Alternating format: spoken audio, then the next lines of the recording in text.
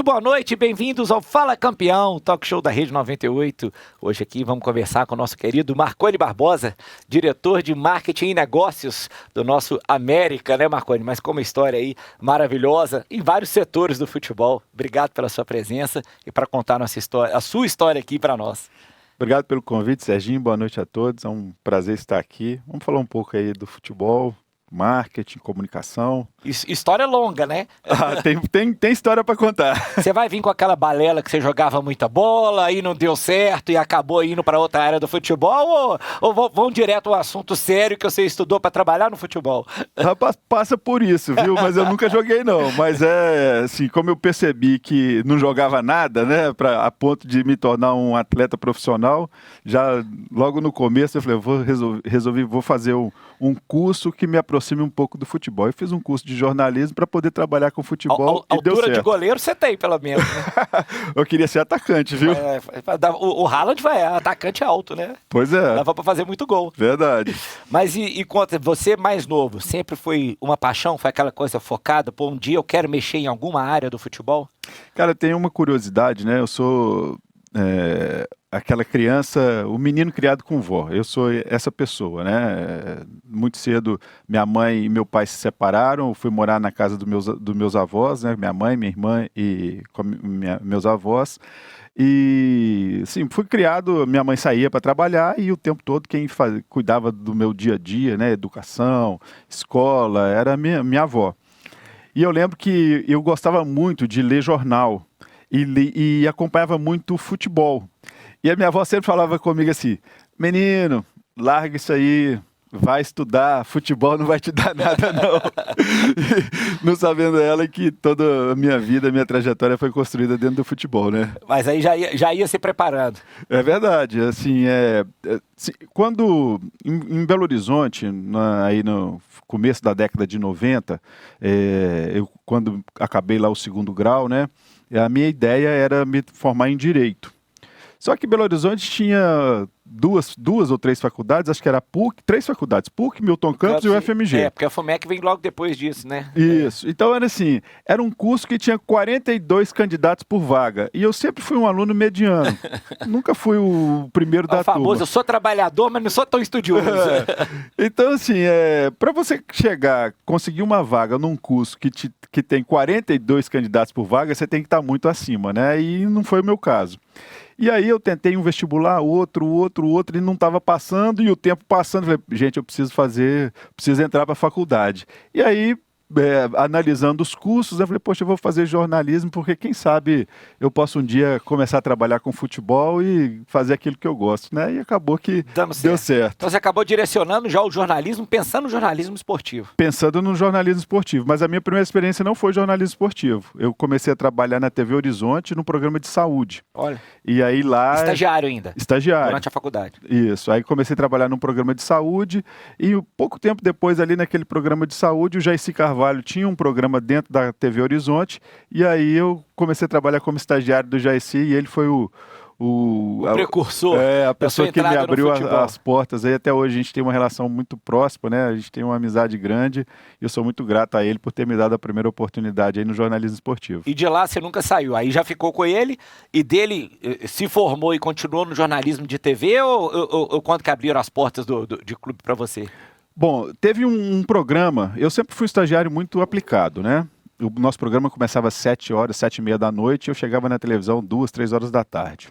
E um dia a TV ia fazer uma homenagem ao Nelinho, que jogou em Cruzeiro e Atlético, era comentarista do programa, e essa homenagem era uma homenagem surpresa que nós estávamos preparando para o Nelinho, e essa homenagem envolvia a participação do Cruzeiro e do Atlético.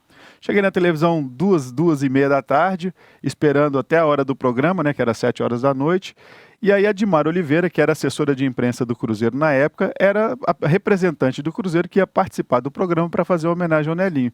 E ela também nesse dia chegou cedo. Chegou lá, era umas 5 horas da tarde. E aí, entre 5 e até 7 horas, a gente ficou conversando sobre vários assuntos. E no final da conversa, eu falei com ela, Dimar, eu queria muito trabalhar em assessoria de imprensa também, queria, quem sabe um dia trabalhar no Cruzeiro, né? Ela falou, Marconi, você tem uma vaga lá. Ó. Tá abrindo vaga para 2 estagiários, eu vou pedir para o Paulo Galvão, que era o editor do site oficial do Cruzeiro na época. Pô, só gente consagrada, Paulo depois, grande jornalista de Minas, de Mara no tempo, né? Todo mundo vai relembrando os tempos aí, os nomes que estão... E aí eu fui, mandei meu currículo pro Paulo e 3, 4 semanas depois eu estava contratado pelo Cruzeiro e aí comecei como estagiário no site oficial do Cruzeiro e aí tive uma trajetória bem importante. E aí a Dimara fazia assessoria de imprensa e o diretor devia ser o Valdir, de comunicação. Diretor Valdir, isso. Valdir Barbosa, que tinha vindo a Itatiaia. Isso. Ou seja, todo mundo se misturando, né? Um sai da mídia para ir para o clube, outro sai do clube para voltar. E eu tive muitos bons professores, viu? Muito boas referências, né? Quem que era além da Dimara, do Paulo e do Valdir? Tem mais alguém dessa época aí que tá no jornalismo aí até hoje? São Salvador, né? Saudoso São Salvador. Zeca Teixeira da Costa, né? Do Jornal Estado de Minas. Ivan Drummond. Tinha uma turma boa, então. Pessoas aí que eu tive uma convivência. Antônio Melani também. Sim, o Melani. E aí você se graduou em jornalismo e aí já virou oficial do Cruzeiro, departamento de comunicação ainda. De comunicação, isso. Até 2003 eu fui estagiário do Cruzeiro. De 2003 em diante, aí eu comecei a evoluir dentro ali do quadro de posições dentro da assessoria de imprensa. A partir de 2003 eu me tornei... Deu sorte, hein? 2003, esse ano é mágico para o clube. Editor do site oficial e a partir de 2004 eu comecei a compor a assessoria de imprensa. A Dimara, ela saiu do Cruzeiro e eu ocupei o lugar que a Dimara ocupava ali na linha de assessores do Cruzeiro. O Valdir Barbosa era o diretor geral e eu fui como o assessor de imprensa 2, né? O segundo assessor ali. E aí comecei a trabalhar na assessoria de imprensa e aí fiquei até 2009. 6 anos? Bastante experiência, né? 2003, 2009? Aí em 2009 surgiu uma oportunidade de migrar para o departamento de marketing, que era liderado pelo Antônio Claré. E aí comecei a trabalhar como gerente de marketing em 2009 e a partir de 2010 aí na posição que eu estou quase até hoje, né? Diretor de marketing. Diretor de marketing. E já era um desejo ou surgiu por acaso? Não, as coisas foram acontecendo, né? Elas assim, eu sempre meu perfil profissional, principalmente quando eu estava ali me formando como profissional, né, nessa área, eu sempre tive um olhar assim, eu sempre olhava aquela posição que estava acima de mim. E não que eu quisesse ali tirar a pessoa que estava acima de mim. Você tem que ter vontade na vida, né? Eu me inspirava no que as pessoas estavam fazendo, começava a fazer mais do que a minha posição necessitava e demandava, né? Até para me preparar para os próximos desafios, né? E eu sempre olho assim a minha trajetória profissional, eu não fico olhando só para o ambiente que eu estou. Eu procuro sempre me preparar e entregar o meu melhor no ambiente que eu estou, na posição que eu estou, mas sabendo que em algum momento pode surgir uma oportunidade ou na mesma empresa ou em outra empresa. E é preciso estar preparado o tempo todo, né? Então, eu me preparei assim. Então, quando surgiu a posição de gerente de marketing, era algo que era brilhava os olhos. Completamente novo para mim. E já era o Guilherme Mendes na diretoria de comunicação? Já era o Guilherme Mendes na diretoria de comunicação. E aí, quando surgiu a possibilidade de me tornar gerente de marketing, eu pensei, poxa, acho que é uma área nova, vai ampliar meu conhecimento, melhorar meu currículo, ampliar minha área de atuação, e aceitei esse desafio sem ainda ter muito tato com aquela área, né? Até porque nos anos aí, final de primeira década de 2000, o tema marketing era muito novo, né? Você não tinha escolas referência, pessoas formadas que você pudesse ter um conhecimento extremamente disseminado como a gente tem hoje, os acessos que nós temos hoje, né? Então era algo muito novo e quem trabalhava com marketing naquela época era quem tinha formado ali em comunicação. Comunicação social e tinha habilitação para marketing, publicidade, relações públicas, jornalismo. E aí nessa leva eu acabei adaptando, né? Entrando na área de marketing e ali, pouco tempo depois, eu já percebi que eu precisava realmente de ter um aprofundamento maior nesse tema e um conhecimento maior para dominar realmente o que a área demanda, né?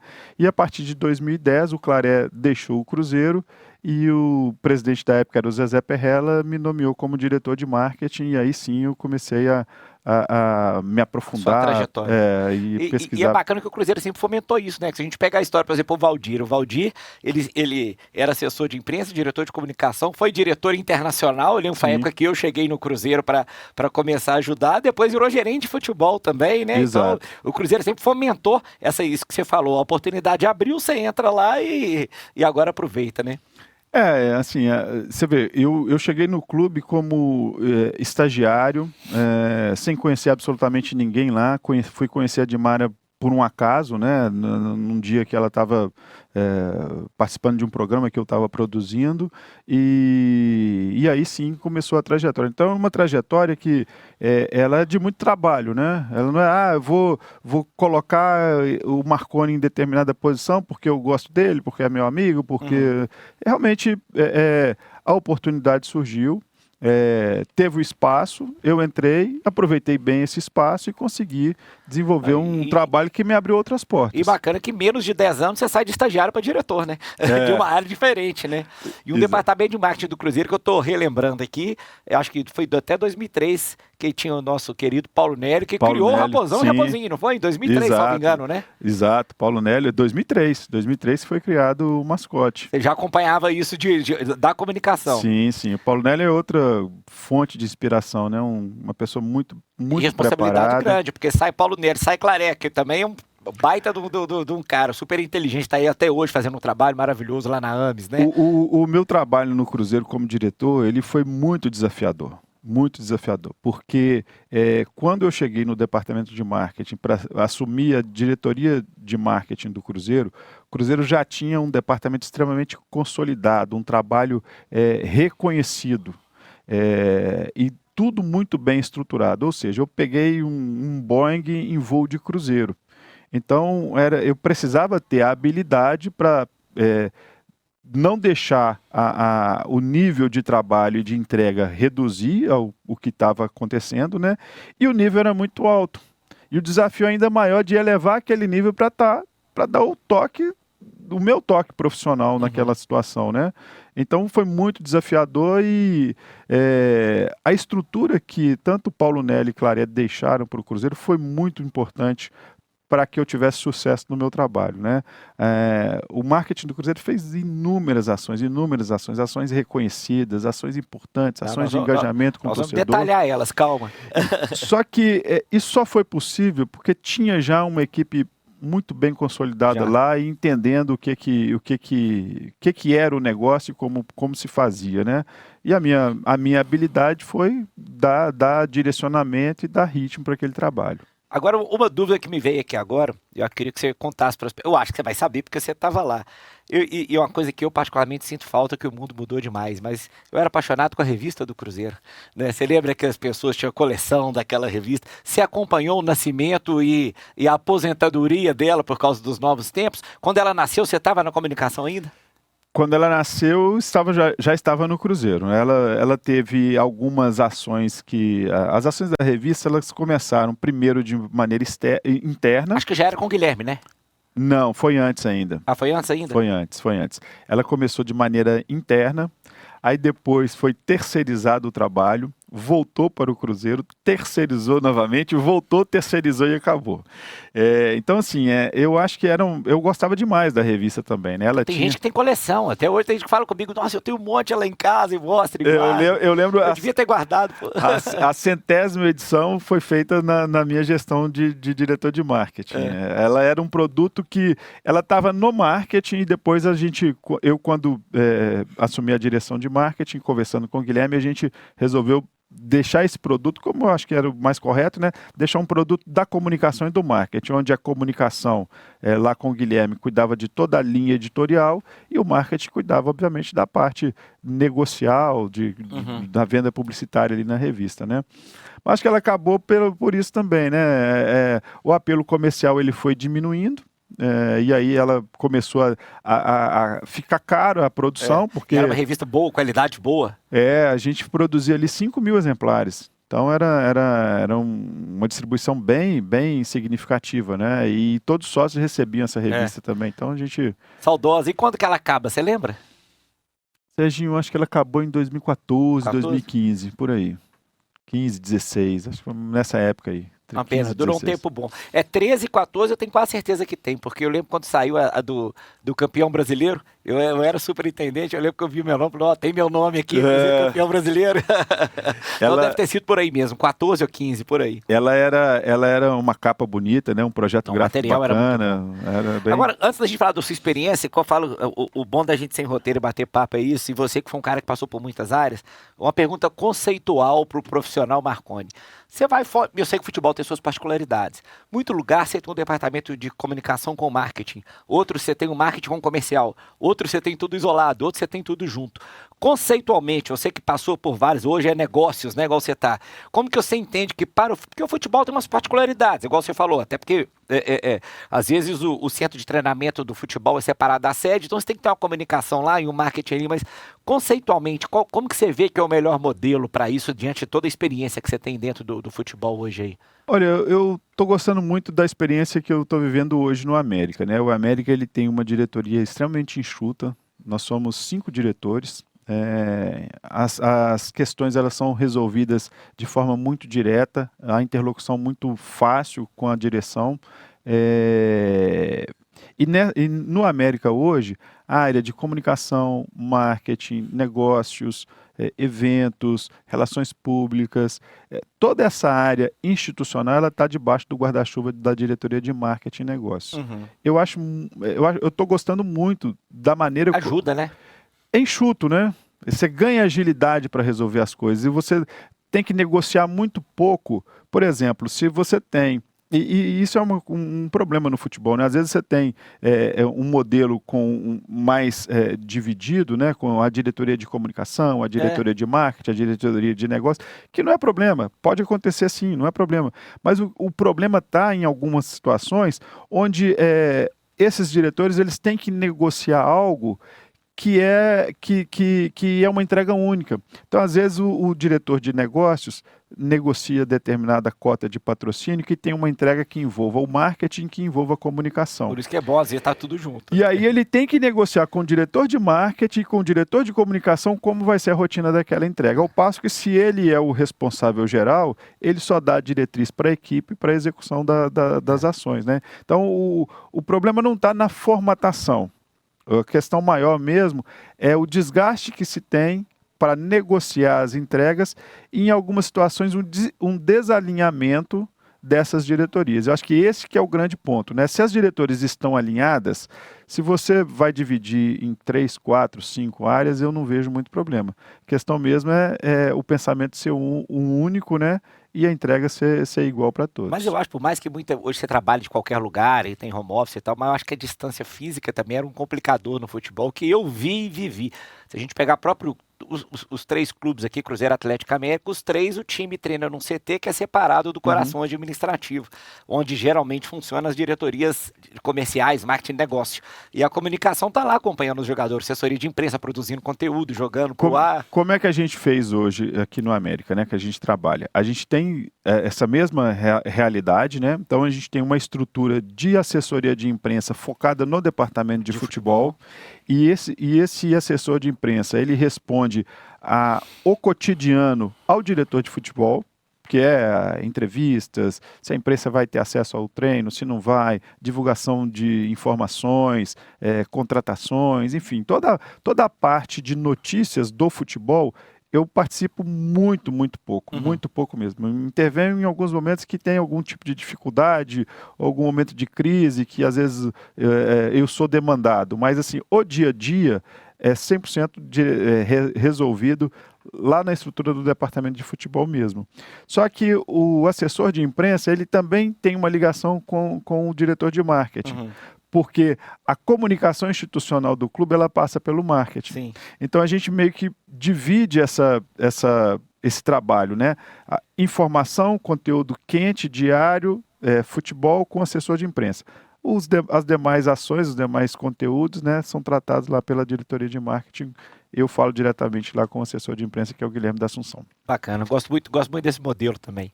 Agora vamos voltar, eu quis fazer a pergunta conceitual, mas a gente parou naquele momento que você assume a diretoria de marketing do Cruzeiro, em 2010, eu estou relembrando aqui, Um ano quase difícil, porque a gente vem de 2009 de um vice-campeonato da Libertadores, né? Que era um negócio, todo mundo... Nossa, talvez acho que o último dos jogos mais tristes que eu fui na minha vida foi aquela final da Libertadores. Veio um 2010 de muita expectativa e um 2011 terrível, né? Como que foi você assumir ali naquele meio? Qual que era o contexto da época de sócio-torcedor? Essa época que eu lembro que isso aí também sempre foi uma coisa muito assim, né? Meio um começo, né? Todo mundo meio tentando descobrir como fazer aquilo, isso gerar dinheiro e com aquela dependência que esse tipo de programa tem até hoje, o desempenho em campo, né? Tá bem, todo mundo quer fazer. Não tá, todo mundo quer sair. Quais foram os desafios quando você assumiu essa diretoria em 2010? O desafio maior, eu não sei se você vai se lembrar, né? Eu vou te recordar aqui, foi o fechamento do Independência e do Mineirão para a reforma para a Copa do Mundo. Esse sim foi o fator... Foi 2010? Foi 2010. Foi o maior desafio que nós tivemos, porque a gente teve que ir para uma praça nova. Acabou que a cidade que a gente realmente montou acampamento foi Uberlândia, né? E a primeira visita que eu fiz a Uberlândia para entender o Parque do Sabiá, como que seriam as ações que a gente iria fazer lá para engajar a torcida, né? Trazer o torcedor para próximo, porque Uberlândia era uma cidade que tinha uma influência muito grande dos clubes de São Paulo. E a primeira visita que eu fiz lá, a gente deu uma volta na cidade, passamos pelo shopping. Eu não vi nenhuma camisa de Cruzeiro e Atlético na vitrine, e também do América. Na rua, então, que não existia mesmo. Então, poxa, a gente acabou chegando num local que não tinha ligação com... Parecia que você estava fora de Minas Gerais. Exatamente, né? Não tinha ligação nenhuma com o clube. Então, a gente precisou fazer um trabalho muito forte, né, de trazer realmente o clube para a cidade se apoderar do clube, né, e o clube se apoderar da cidade também como casa, como referência. Fizemos algumas ações no shopping, né, levamos para lá, fizemos uma fanfest, né, uma fanzone, mostrando levamos 7, 8, 9 troféus do Cruzeiro, os mais importantes conquistados pelo clube até então, para fazer uma exposição de troféu, visita com o mascote no shopping, em escolas. Já tinha os redutos, você não lembra? Já tinha, porque ajudam bastante na interiorização. Tinha. E aí, o que ajudou muito, né, que nesse ano também o Cruzeiro acabou vice-campeão brasileiro. Então, é o que eu falo muito, né? Culpa do Ronaldo não ter sido Cruzeiro, ter sido campeão. que eu falo... Na verdade, culpa do árbitro que deu o pênalti errado. Mas a gente também perdeu... O Ronaldo estava no papel dele de cair no chão. A gente no marketing, né, eu falo muito isso, a gente precisa, não devemos esperar o resultado do campo para trabalhar. Isso. O resultado do campo, ele interfere demais no trabalho do marketing, mas é preciso que você o tempo inteiro, né, esteja realizando ações, trabalhando para que no momento em que o resultado do campo não seja favorável, essas ações que você faz, ela minimize os problemas. Nunca vai estancar, né? Você vai minimizar mesmo. E se o resultado é positivo, isso seja superdimensionado, seja alavancado, né? Então, o que aconteceu em 2010, né? O Cruzeiro não esperou, o marketing do Cruzeiro não esperou o time responder em campo. O marketing do Cruzeiro trabalhou diversas ações para trazer o torcedor para próximo. E o Cruzeiro acabou vice-campeão brasileiro.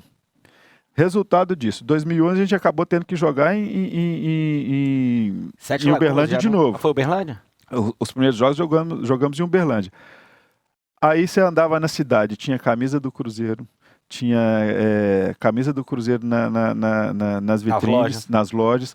Não só Cruzeiro, o Atlético também fez jogos lá e acabou também se aproveitando desse movimento que trouxe Uberlândia de volta para Minas no campo do futebol, né? Então, acho que é importante você estar sempre atento e realizar as ações independentemente do resultado do time, embora quando o time não está ganhando é muito difícil você envolver o torcedor com algo positivo, né? Ele está sempre querendo reclamar, querendo brigar e xingar por algo. Não, e eu não lembro em que ano que foi, talvez seja por aí, porque acho que eu chego no Cruzeiro em 2009, que a gente tinha uma reunião, o Inter era uma referência de sócio-torcedor, veio o cara que fez o programa lá, que era um psicólogo, né?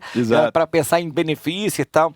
Acho que essa estruturação melhor do sócio-torcedor já foi bem baseada na sua gestão, não foi? Foi. O que que aconteceu? Nós, em 2010, né, com o fechamento de Independência em Mineirão, o sócio-torcedor teve uma queda vertiginosa. Nós encerramos, se não me engano, foi 2011, nós encerramos 2010. Com 2009, final da Copa Libertadores, o Cruzeiro bateu 20 mil sócios. 2010, final de 2009... final de 2010, o Cruzeiro bateu com 7 mil sócios, porque a maior parte dos sócios torcedores do Cruzeiro naquela época, como é uma realidade quase de todos os clubes, né, a maior parte está concentrada na cidade que o clube tem sede, né, e próximo ali ao estádio. E aí acabou 2010 com 7 mil, e acabou 2011 com 3 mil sócios. 2011 foi o ano que o Cruzeiro quase foi rebaixado e se salvou na última rodada. Dia 4 de dezembro de 2011. E aí, o que aconteceu nesse período, né? O próprio clube não acreditava muito mais no programa de sócio.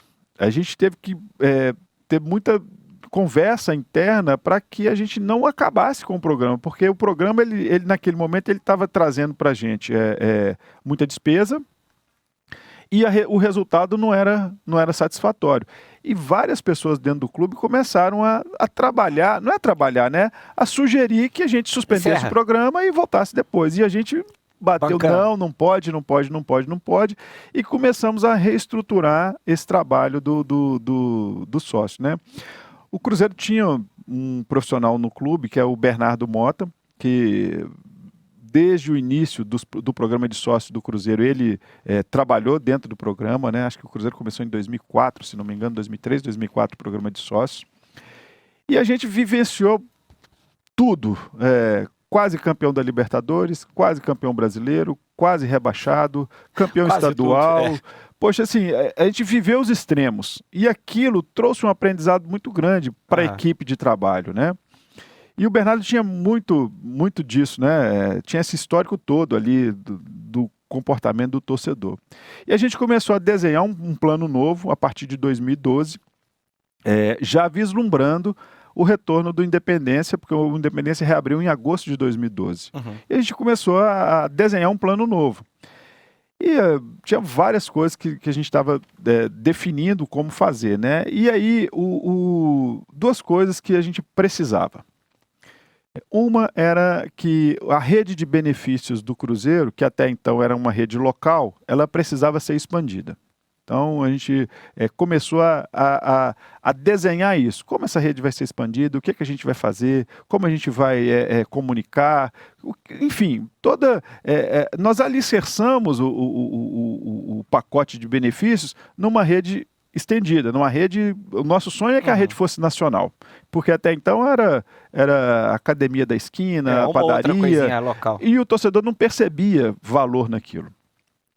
A segunda coisa era ter uma política de preço acertada, né? Política de preço de ingresso definida, para que você pudesse alicerçar o preço do sócio e o sócio percebesse vantagem. Olha, se eu for sócio, eu vou pagar X no ingresso, se eu não for, eu vou pagar Y. Então, isso também precisava ser amarrado. E, por fim, a gente apostava muito na demanda reprimida. Mineirão e Independência ficaram fechados por 2 anos. Vai ter uma demanda reprimida, agora, todo mundo quer ir. Agora, se a gente entrar com um plano, um programa bom, acertando o preço e com uma rede de benefício que faça sentido, eu acho que a gente vai fazer a virada do programa. Qual foi a nossa grande sorte nesse negócio todo, né? E minha carreira também tem muita coisa de sorte, né? Não, de todo mundo. A Ambev estava fazendo o movimento por um futebol melhor. Lembro disso.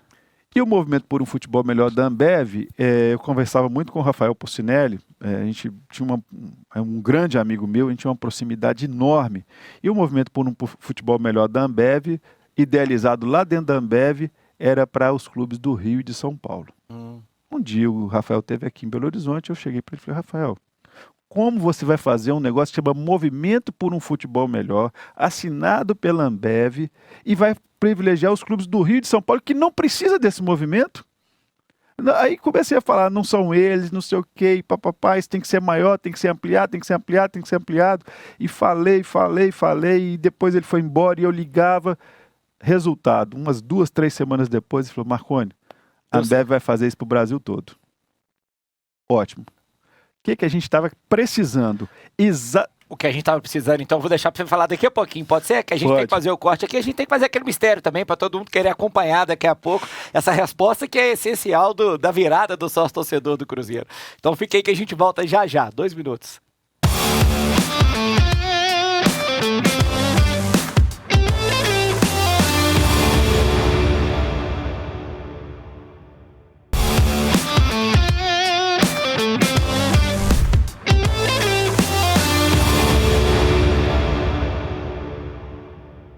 Estamos de volta com o nosso Fala Campeão, talk show aqui da Rede 98, hoje tendo uma aula aqui de marketing, comunicação, futebol, com o nosso querido Marconi Barbosa, diretor de marketing e negócios do América.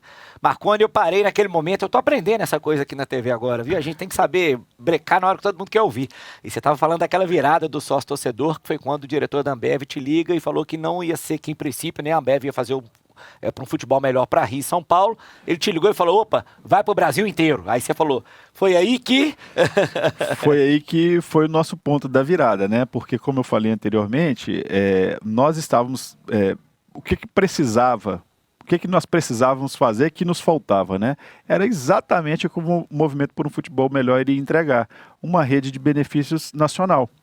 E naquele momento, talvez o Cruzeiro era um dos clubes, se não o clube mais preparado, um dos mais preparados, ou talvez o único preparado, né, um dos mais preparados para receber todo aquele pacote de entregas que a Ambev estava oferecendo para os clubes, né? E o Cruzeiro entendeu muito bem a importância, o benefício e como tirar proveito daquilo, né? Então, o Cruzeiro, a Ambev fez várias campanhas entre os clubes, premiando, o clube que fizer mais coisa vai ganhar determinada premiação, enfim, determinado agrado da Ambev. E o Cruzeiro teve poucas ações de incentivo interno que a Ambev fez, que o Cruzeiro deixou de performar como o primeiro ou o segundo melhor nas entregas, né? Então, a gente soube aproveitar muito bem do Movimento por um Futebol Melhor. E só falando rapidamente aqui o que era o Movimento por um Futebol Melhor, né? Era uma rede de descontos atrelada nos supermercados, né? Eram várias redes de supermercados que estavam participando do Movimento por um Futebol Melhor. O torcedor, ele, por exemplo, ia comprar uma cerveja, a cerveja custava R$3. Se ele fosse sócio torcedor, a cerveja custava R$1. Tá, então, eram descontos agressivos, impactantes, e você conseguia obter esse desconto na hora de... Chegava no caixa para pagar, você dizia o seu CPF e ali aparecia o desconto para você, você que era sócio torcedor, você pagava a conta com desconto. E isso para a gente foi muito importante, eu acho que foi muito significativo para a virada que o clube teve no programa de sócios. E foi um sucesso sócio-torcedor, né? Mas bacana, você falou também isso aí, Marconi, de sorte que você teve muita. E todo mundo que tem, eu falo que trabalha tem sorte, mas tem mesmo. Porque outro dia eu tava lendo um livro que eu achei bacana, uma frase que fala que o ocasional impacto das ações que fogem do seu controle, né, eles geram muito mais impacto na sua vida do que aquelas que você controla, né? Muita gente acha que não, tá tudo na minha mão, e não tá. Mas por sorte isso acontece também por gente que trabalha e está preparado, que é o que você falou. Vem um elemento de sorte, mas você tinha que estar preparado para recebê-lo, né? Exatamente. E além desse sucesso, Marconi, eu queria, porque a gente tem muita história para contar ainda, mas eu me lembro que foi muito marcante também na sua época. O Cruzeiro teve várias ações, inclusive ações premiadas lá fora, né?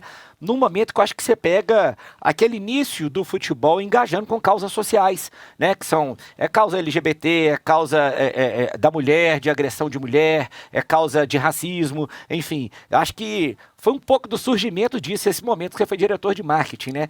Conta pra gente algumas dessas ações que te marcaram, seja por ter sido premiado ou não, mas que às vezes você falou, essa aqui me impactou de uma forma, de repente, não sei, talvez alguma coisa de doença, de campanha, gente que você ajudou.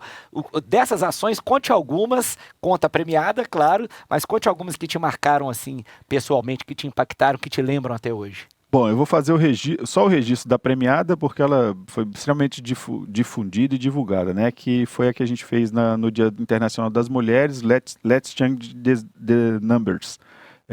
Mudando aí, chamando a atenção da população, né, para a realidade do universo feminino. No Dia Internacional das Mulheres, a gente fez um jogo, uma partida, né, de futebol, um jogo da Copa do Brasil, onde o número da camisa dos atletas apontava para alguma dificuldade, alguma demanda do universo feminino. E aquilo foi muito impactante e a gente... Eu lembro que era o cara era 8, a cada 8 minutos uma mulher sofre uma agressão, a cada... Nessa linha aí, e foi bem interessante, e eu acho que o grande impacto dessa que a gente estava falando mais cedo, do alinhamento, né, de diretorias, é óbvio, a ação foi muito forte, muito relevante, mas ela ganhou a repercussão que teve e a relevância que teve porque ela foi muito bem comunicada. Naquele momento também existia um alinhamento muito grande da diretoria de marketing com a diretoria de comunicação. Uhum. E a diretoria de comunicação, nesse episódio, foi muito importante para nos ajudar a comunicar de forma assertiva e como deveria ser, né, com a força que a causa precisava. Naquele dia, foi Barcelona e PSG, foi o dia da virada do Barcelona para cima. Foi 6-1, 5-1, acho que é. A campanha ela só perdeu força nas redes sociais nesse momento da virada, porque até a hora do jogo só se falava dessa campanha. Bacana. Na hora do jogo perdeu força. E como a apresentação oficial da campanha ela aconteceria somente na partida que o Cruzeiro ia jogar pela Copa do Brasil já à noite, ela voltou a ganhar força depois da partida e no outro dia também. Foi premiado em Cannes, salve. Foi premiado em Cannes, isso. Ó, que legal. E essa que eu queria fazer só o registro, eu já falei até. Premiada. Mas assim, as outras duas que me impactaram muito, né? Uma eram ações recorrentes, eram as visitas que o mascote fazia, e fazemos hoje também com o mascote Coelhão, o mascote do América. As visitas que o mascote fazia em hospitais, visitando crianças, adolescentes, idosos, enfim, pessoas de todas as gerações, naquele momento em que as pessoas estão num estágio avançado de determinada doença. Eu recebi vários relatos de pessoas que estavam num estágio muito avançado e com a visita do mascote ela teve não que ela recuperou de vez, mas teve um alento, teve uma alegria e teve um motivo a mais para continuar ali na luta para vencer aquela determinada doença que estava ali acontecendo. E para mim a que mais impactou e sempre me emociono quando eu falo dela, né? A adoção tardia que o Cruzeiro fez em 2015, se não me engano. Acho que foi 2015. Naquele momento, nós tínhamos 45 mil casais, né, 45 mil pessoas querendo adotar crianças. E também tinham 45 mil crianças na fila de adoção. Por que essa conta não fechava? Porque as pessoas que querem adotar, elas têm uma idade limite que tem uma facilidade maior para as crianças elas serem adotadas. E a partir de certa idade, essas crianças elas acabam sendo esquecidas ali no abrigo, né? Uhum. E o Cruzeiro fez uma campanha chamando a atenção para isso, e uma campanha que nem foi idealizada por nós, se não me engano o Sport tinha feito em Recife, e a gente se apropriou dessa ideia e fez aqui em Belo Horizonte também, porque o cenário era o mesmo, né? E a gente selecionou algumas crianças para poder entrar nessa campanha, né? Se não me engano eram 18 ou 20 crianças, e um critério muito rígido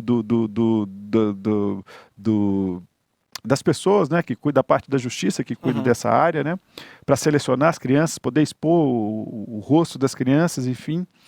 E essas crianças, a gente mostrou, divulgou, uma delas ela tinha uma deficiência mental e era cadeirante. Motora. E ela acabou sendo adotada, e isso foi um negócio bem interessante. Atingiu o resultado, Atingiu. Né? Você contou isso e eu lembrei, quando eu criei um instituto Palestra Itália para o Cruzeiro em 2017, e a gente fazia essas visitas também em hospital. E o nosso era focado em crianças com câncer, era hospital oncológico com crianças. E a gente tirou umas fotos e tal, eu me lembro que depois de uma visita, uns 2 dias, uma mãe mandou uma mensagem para falar, olha, o meu filho morreu.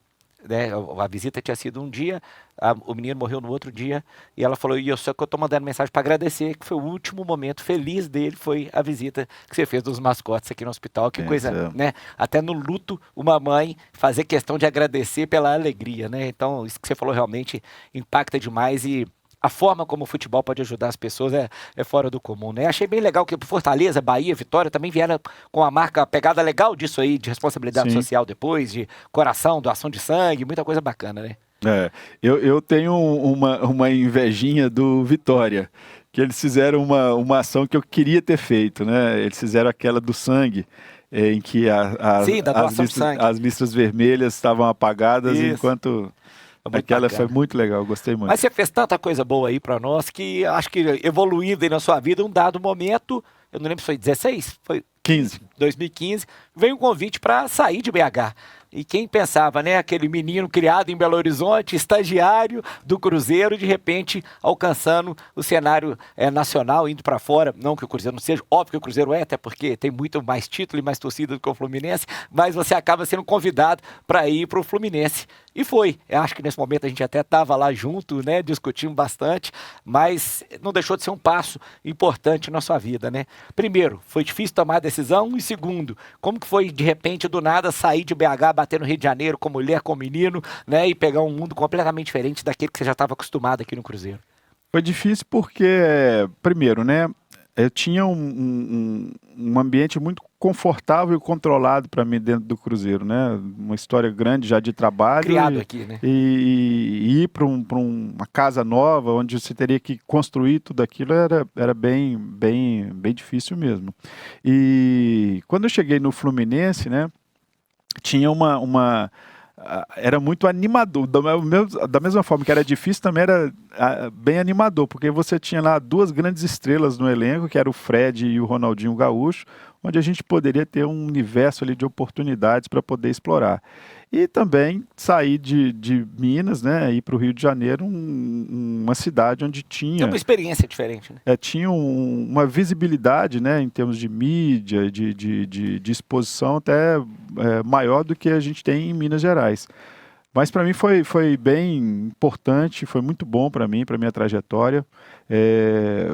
Infelizmente eu não consegui desenvolver todo o potencial que a gente, principalmente com o Ronaldinho Gaúcho, né? Porque o Ronaldinho Gaúcho, quando eu cheguei, ele estava lesionado e ele ficou no clube só até o final do ano. Ficou pouco, acho que o Deco também acabou sendo a mesma coisa depois. O Deco foi da sua época também? Não, o Deco, né, foi antes. Então, assim, a gente acabou não podendo explorar todo o potencial dele, né? Mas o Fluminense, ele, para mim, foi muito importante, porque a gente aqui em Belo Horizonte tinha uma dificuldade para poder encontrar pessoas famosas que tivessem alguma relação com o clube, né? No caso do Fluminense, não. No caso do Fluminense, é demais. Todo mundo, todos os famosos eram tricolor. O Jô Soares era tricolor, o Silvio Santos era tricolor. Enfim, tinha um universo de personalidade. Pedro Bial e a Laranjeiras, né? As Laranjeiras, o clube social do Fluminense, né? Era o ambiente onde eram gravadas as novelas. Então, pô, já tava uma maravilha ali para poder trabalhar. Um pirulito na boca de criança, né? Mas assim, é um clube, né, que naquele momento tinha deixou a área de negócios um pouco adormecida, porque durante muitos e muitos anos teve o aporte da Unimed como patrocinadora principal e não tinha outro. É como talvez a Crefisa hoje no Palmeiras, né? 100% do... Ele fez uma geração extremamente vencedora, bicampeão brasileiro. Exato. E tinha a Adidas como fornecedora de material esportivo num contrato de 20 anos.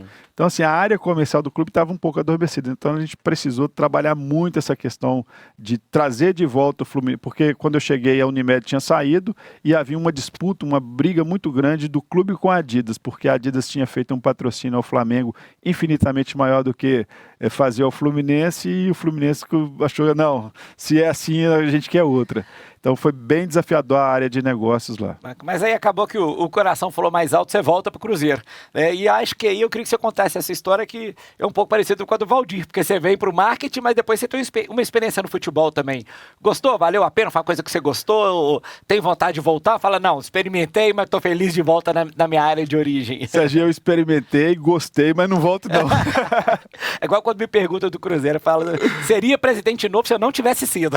Como eu já fui, chega de futebol. Não, a pressão é muito grande, você tem que ter muita habilidade com muitas áreas, né? E a relação do dia a dia ali é muito desgastante. E deixa eu ficar no marketing, o marketing é melhor. E aí depois do futebol, você sai do Cruzeiro e vai pro Paysandu, não é isso? E eu acho assim, eu particularmente, eu amo aquela cidade, porque as comidas são maravilhosas. Eu estive lá umas 3, 4 vezes, seja por causa de futebol, seja por causa de UFC, já fui assistir lá. E eu acho que lá tem essa particularidade que pouca gente sabe, a paixão que existe, a rivalidade que é Remo e Paysandu, né? Primeiro, qual foi a sua primeira reação quando você chegou lá, os desafios? Porque também, embora, repita, são clubes gigantes, maravilhosos, que a torcida frequenta muito, mas é claro, com um patamar diferente do Cruzeiro e do Fluminense que você estava acostumado. Então, sim, os desafios em relação a isso, mas ao mesmo tempo é o que eu falei, uma torcida extremamente exigente e presente, né? Olha, o Paysandu e Remo, né, são potências. É a mesma magnitude de Cruzeiro e Atlético, de Flamengo e Vasco, Corinthians e São Paulo, Corinthians e Palmeiras. A média de público deles é absurda, né? Média de público alta. Em Belém, eu costumo dar esse exemplo assim, Belém, aqui em Minas, quando você quer encontrar um torcedor pitoresco, aquele que tem, poxa, o carro pintado de azul, ou de verde e preto, ou de preto e branco, ou a casa pintada com as cores do clube, enfim, aqueles torcedores que realmente vivem mesmo, intensamente, o clube de futebol. Você tem que pesquisar, eu conheço um, conheço outro.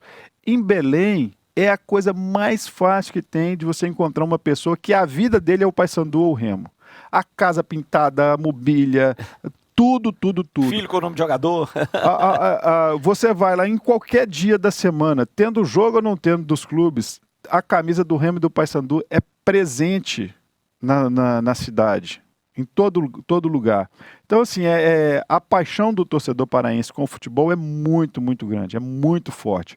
Por que a gente enxerga isso pouco aqui de Minas, né? Porque está longe dos nossos olhos. Paysandu e Remo, até o ano passado, os dois estavam na Série C do Campeonato Brasileiro. O Paysandu esse ano que está na Série B. O Remo voltou agora, o ano que vem está na Série B também. Ah, subiu agora? Subiu. Ó, que bacana. Então a gente vai conseguir ver melhor esse universo. Mas é uma torcida extremamente apaixonada, engajada. As empresas que vão a Belém, que vão ao Pará, se elas quiserem conversar com o cliente, pode passar pelo futebol que ela conversa. Ela conversa e conversa bem. O futebol é realmente uma ferramenta muito importante, muito presente na vida do torcedor paraense. Eu me lembro, eu visitei lá a época, eu estou tentando lembrar por quem, através do Paysandu. Não sei se foi alguém ligado à época que o Alberto Maia fez o curso comigo de gestão da CBF, e eu me lembro que tá tendo uma reforma do estádio, alguma coisa assim, ou de uma área do estádio, mas que tinha o nome dos torcedores, tanto que os torcedores engajavam nisso, né? Foi na Curuzu, eles trocaram o alambrado, era um alambrado de arame e fizeram vidro. E tinha o nome das pessoas. Como o clube não tinha um recurso para fazer toda a reforma, ele fez as cotas, né? Cada vidro custava, não sei o valor, né? Cada vidro custava um valor X, e o torcedor que aportasse esse valor, ele tinha o direito de ter o nome dele lá na base do vidro. Tá até hoje lá. Tem que voltar lá então, porque lá é bom demais. As comidas são boas, né? E sempre fui muito bem recebido. Aliás, a infraestrutura do Paysandu, eu me lembro que me impressionou bastante. Já era uma infraestrutura que eles estavam investindo nela, ela já era assim, disparada, a melhor, não só do Pará, mas também de vários outros clubes que eu sempre gostei de visitar, né? Paysandu e Remo começaram a se preocupar mais com estrutura agora nos últimos anos. O Remo conseguiu um CT, comprou um CT e está estruturando esse CT, e o Paysandu está construindo um centro de treinamento. O Paysandu já está com um campo construído e está construindo o segundo campo lá agora. Então, assim, estrutura é algo muito importante no futebol, né, para o rendimento dos atletas. E agora Paysandu e Remo começaram a se preocupar mais com isso. Eu acho que a gente vai nos próximos anos aí ter Paysandu e Remo mais presentes aí nas principais divisões do Campeonato Brasileiro. E torço para que você nos veja, porque eu como mineiro e como fã que sou do Salum, adoro o Alencar, você, tem vários amigos, eu tô torcendo e tenho certeza que o América vai subir, então vocês não vão jogar juntos no ano que vem. Tomara que isso aconteça. Precisamos subir. E você volta para cá agora já nos seus finalmente aí, contando da sua vida atual. Como que tá e como que você recebeu? Claro, voltar para casa é sempre muito bom, mas esse desafio do América que eu falo assim, quando o Salum teve aqui, Marconi, é difícil a pessoa falar dela mesma, então eu fiz questão de falar. Ele sabe, mas talvez, não sei porque de dentro é mais difícil, ele entender a importância que ele tem, não só para o América ser o que é, mas para o futebol mineiro e até brasileiro. É um cara que sempre que eu rodei, extremamente respeitado no Brasil inteiro, né? E conseguindo fazer isso aí, o América chegou a pegar 3, 4 ou 5 anos, não sei, seguidos aí de Série A, o que era muito difícil, embora tenha sido agora rebaixado, mas rebaixado talvez com a maior folha que ele já conseguiu ter na história, e um clube que foi rebaixado e não deixou a peteca cair, né? Trabalha dentro do orçamento bacana. Outro dia até participei do evento que falaram: por que a SAF do América não foi vendida ainda? Eles devem estar pedindo caro, porque o clube é organizado, tem patrimônio, não tem dívida, né? Tem um elenco estruturado, uma diretoria profissional. Eu lembro quando eu trouxe o Paulo Assis, que era superintendente lá para ser meu CEO no Cruzeiro, o nível de profissionalismo dele e das pessoas que estão lá, Saliba, que é meu amigo do jurídico, adoro, um baita de um advogado, então tá tudo pronto. Eu falei, eles devem estar pedindo, é muito caro. Mas quando você chega ali, como é que foi? Como é que você viu isso aí, falando, pô, agora é uma nova realidade, porque existe uma exigência de futebol. Eu voltei para um mercado, né, Belo Horizonte, Minas Gerais, que tem holofote em cima dele, tem que desempenhar um novo papel aqui, né? Você falou muito bem sobre a estrutura do clube, né? E principalmente da importância do Salum dentro dessa estrutura. O Salum é uma pessoa extremamente preparada, né? Conhece tudo de futebol e da gestão de futebol. E o América, quando eu cheguei no América, né, me impressionou muito a infraestrutura que estava destinada à parte administrativa do clube, a maneira como a gestão ela se desenvolve lá dentro, né? Como eu falei, é uma estrutura muito enxuta, você tem agilidade para resolver as coisas internamente e o mais importante, né? Liberdade para poder trabalhar e apresentar suas ideias. Para a gente, óbvio, né? O nosso principal desafio aqui, logo que eu cheguei também, isso foi me passado, é a gente aumentar o público que o América tem presente no estádio e aumentar também a nossa percepção de aumento de torcida, né? Então o América hoje, se você for olhar aí 5, 10 anos atrás, você não via a camisa do América na torcida no dia a dia, na rua, né? Na rua. De forma tão constante como está vendo hoje, né? Isso é fruto desses últimos 5, 6 anos aí de uma gestão profissional, uma performance esportiva muito positiva também. Que é o que a gente falou que sempre ajuda, né?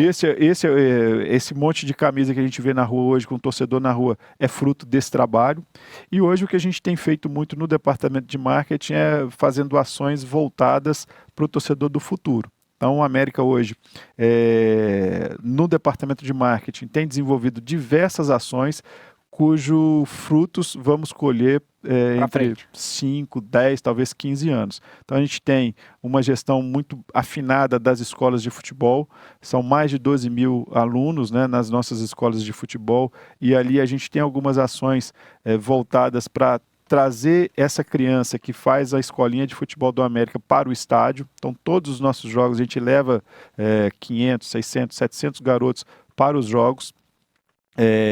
Tem feito agora um trabalho muito próximo com os influenciadores, principalmente influenciadores desse público infantil, na faixa ali de 8 a 12 anos.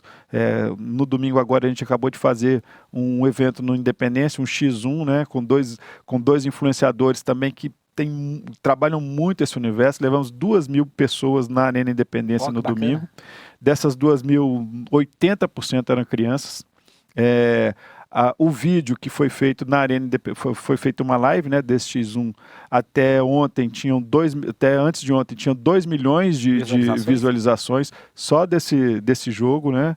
Então, assim, a gente tem feito parcerias com outros influenciadores, como o Vini, que é um influenciador também que atinge esse público, ele é contratado do América para fazer vídeos para a rede social do América e para a rede social dele, envolvendo também o América nessa temática, ou seja, a gente tem feito várias ações com esse objetivo, né, de trazer as crianças para o universo do América para que elas possam começar a se interessar pelo clube.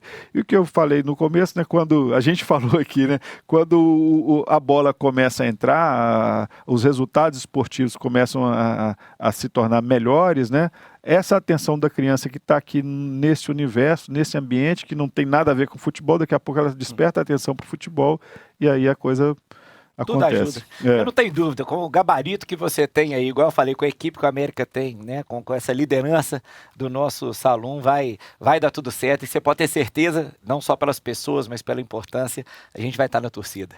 Obrigado, Marconi, por contar a sua história para nós aí, tenho certeza que muita coisa inspiradora, volte sempre. Prazer revê-lo, a gente que já viu tanto jogo junto, fazendo um churrasquinho, né? É verdade. Então, estamos aí de volta, sucesso para você, obrigado por ter aceitado o nosso convite. Valeu, Serginho, muito obrigado, sucesso aqui no programa, viu? Obrigado. Um abraço então a todos vocês, mais uma noite aqui com a gente no Fala Campeão, talk show da Rede 98, terça-feira que vem a gente está de volta com mais uma entrevista muito especial. Um abraço.